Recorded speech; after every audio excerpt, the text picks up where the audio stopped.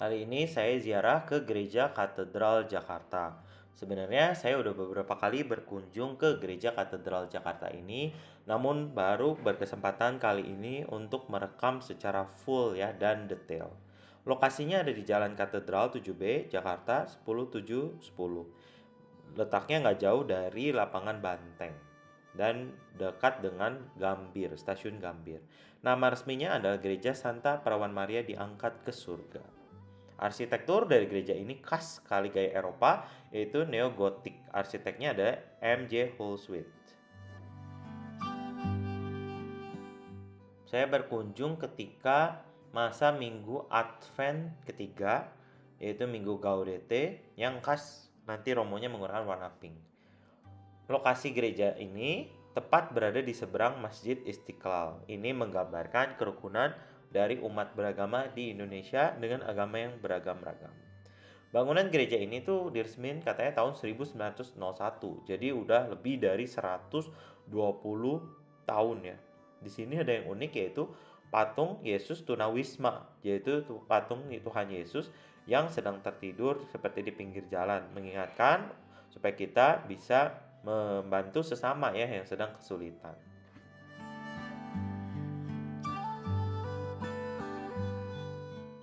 Karena berada di simbol ibu kota negara yaitu di Jakarta, maka Gereja Katedral juga perlu menjaga simbol-simbol negara ya, seperti simbol persatuan yaitu Garuda Pancasila yang ada di halaman Gereja Katedral.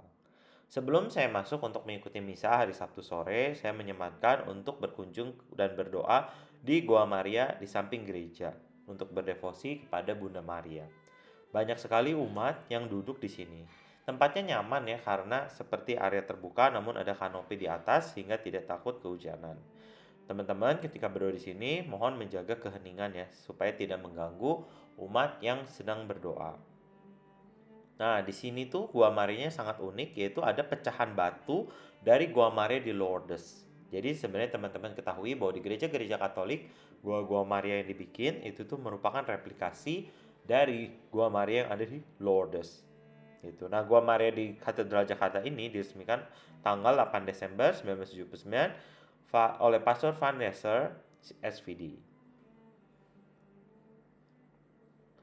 Umat juga bisa untuk menyalakan lilin, berdonasi, dan menaruh karangan bunga di hadapan patung Bunda Maria.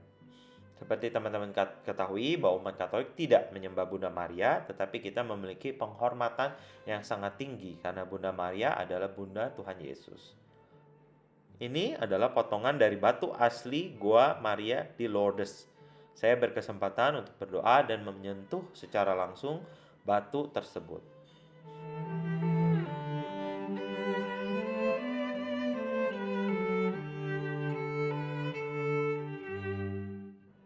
Gua Marianya cukup asri ya, ada bebatuan yang tampak alami, tidak tampak seperti cetakan dari semen, dan juga ada pohon-pohonan di atasnya, pohon-pohon gantung dan juga pohon-pohon berwarna hijau, menyimbolkan seperti gua asli ya. Selanjutnya kita masuk yuk ke gedung utama Gereja Katedral Jakarta. Di bagian depan kita sudah disambut dengan patung Santa Perawan Maria, yaitu nama pelindung dari gereja katedral ini. Pada bagian atas dari pintu masuk tuh ada tulisan dalam bahasa Latin, yaitu potongan dari Magnificat atau Kidung Pujian dari Bunda Maria. Yaitu ketika dia bertemu dengan Elizabeth, saudarinya, yang di hari tuanya mengandung sepupu Yesus, yaitu Yohanes Pembaptis. Tulisannya Beata me dicentes omnes generationes, artinya segala keturunan akan menyebut aku bahagia. Itu ada kutipan di kitab suci di Injil Lukas. Kalau melihat arsitektur Gereja Katedral Jakarta ini, rasanya kita seperti tidak lagi ada di Indonesia, namun seperti ada di negara-negara di Eropa ya, mungkin seperti di Italia, di Prancis ya, seperti di Notre Dame. Nah, ini adalah serambi sebelum masuk ke dalam gedung utama gereja. Yang menarik di sebelah kiri ada patung salah satu suster, yaitu Bunda Teresa dari Kalkuta, persembahan dari jamu jago. Dan ada juga lilin Paskah yang besar, lilin Paskah tahun 2025. Di sebelah kanan ada patung Hati Kudus Yesus yang Maha Kudus dan juga ada prasasti yang menandakan pembangunan gereja ini ya, dan nama gereja yaitu Gereja Santa Perawan Maria Diangkat ke Surga.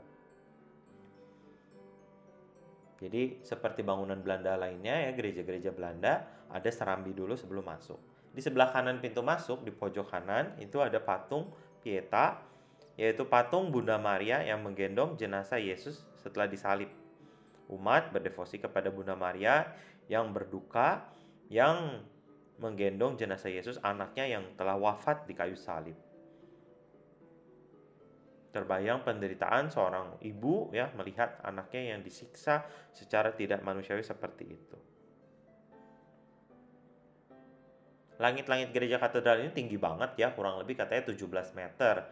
Dan teman-teman ketahui seperti arsitektur gotik lainnya, yaitu dia bentuknya lancip, meruncing, melengkung ke atas. Gitu ya. Itu ada maksudnya, katanya menggambarkan ketinggian, kemegahan dari Allah Sang Pencipta dan keinginan dari umat manusia supaya kita juga mengarah ke bentuk kesempurnaan tersebut. Sepanjang dinding kiri dan kanan dari dalam gereja, seperti gereja Katolik umumnya, yaitu dipenuhi dengan lukisan ataupun relief dari perjalanan jalan salib Tuhan Yesus Kristus, yaitu semenjak dia dijatuhi vonis hukuman mati di salib sampai akhirnya wafat di kayu salib dan diturunkan dari salib. Yuk kita cek ya, dari arah panti umat ini kita masuk menuju ke area utama ya, pusat dari gereja ini, yaitu tempat altar berada, yaitu panti imam.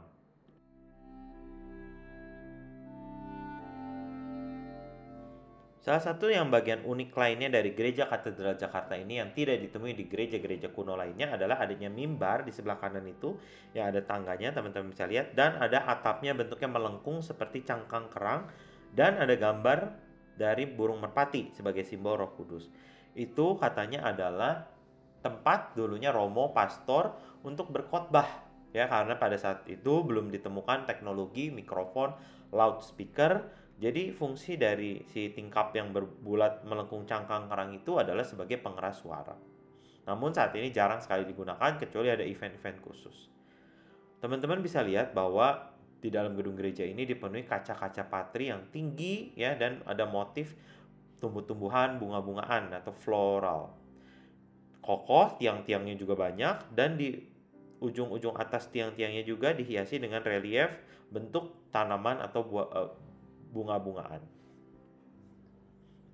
Nah, ini adalah area panti imamnya, ada salib Yesus, ada banyak patung malaikat ya membawa lilin, dan juga ada relief ya menggambarkan dari Santo Santa.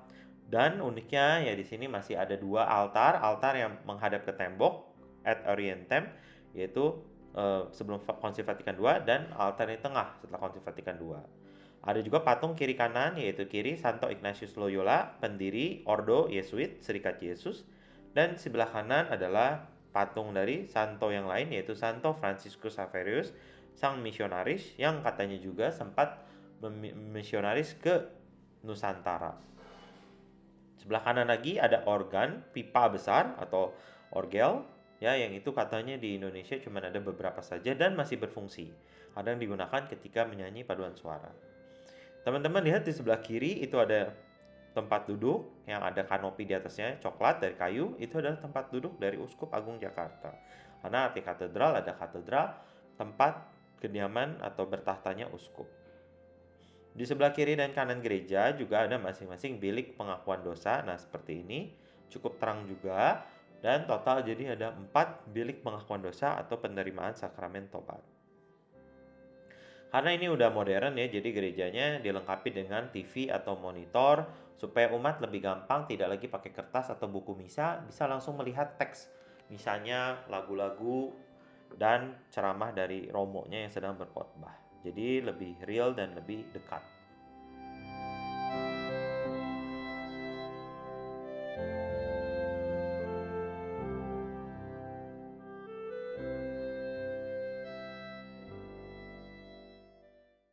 Kita lanjut lagi ke area sayap kiri dari gereja. Oh ya, bentuk gereja ini adalah bentuknya tanda salib ya. Katanya zaman dulu wajib bentuk-bentuk gereja Katolik adalah bentuknya tanda salib.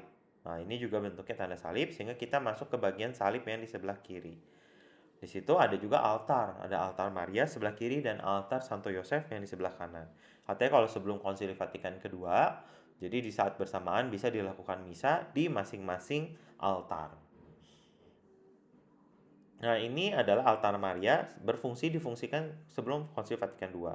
Dan di dalamnya itu ada yang spesial, yaitu relikwi katanya dari potongan kerudung Bunda Maria. Nah, itu yang di dalam tabernakelnya adalah relikwi dari kerudung Bunda Maria. Dan di sini ada patung Bunda Maria menggendong bayi Yesus. Di sebelah kirinya adalah Bunda Maria yang diangkat ke surga, dan di sebelah kanannya adalah Bunda Maria yang dimahkotai oleh putranya Yesus.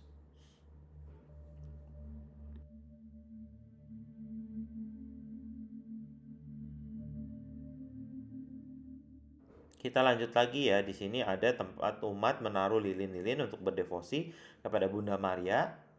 Ini adalah yang unik ya, kayak satu-satunya yang ada di Indonesia, yaitu patung Bunda Maria segala suku. Teman-teman lihat dia ada wayang pakai batik, merah, putih, biru, dan di dada Bunda Marianya adalah burung Garuda. Di sini juga ada patung hati kudus Yesus.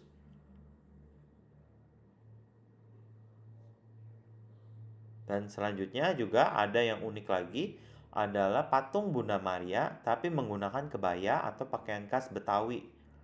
Katanya sih namanya adalah patung Bunda Maria di Pamarga. Teman-teman kalau saya salah tolong dikoreksi di kolom komentar.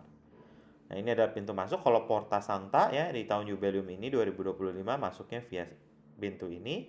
Dan juga ada satu lagi, yaitu patung dari Santo Yusuf yang tertidur. Seperti teman-teman ketahui, Santo Yusuf, Bapak dari Yesus di dunia, itu kadang mendapatkan penglihatan atau wahyu dari Tuhan ketika dia sedang bermimpi dan tertidur. Akhirnya tibalah waktunya saya mengikuti misa dari Minggu Advent ketiga di Katedral Jakarta Sabtu sore. Ya, terima kasih teman-teman udah mau menonton ziarah saya dan misa saya di Gereja Katedral Jakarta. Jangan lupa untuk subscribe, like, komen. Ditunggu video-video saya selanjutnya. Bye-bye.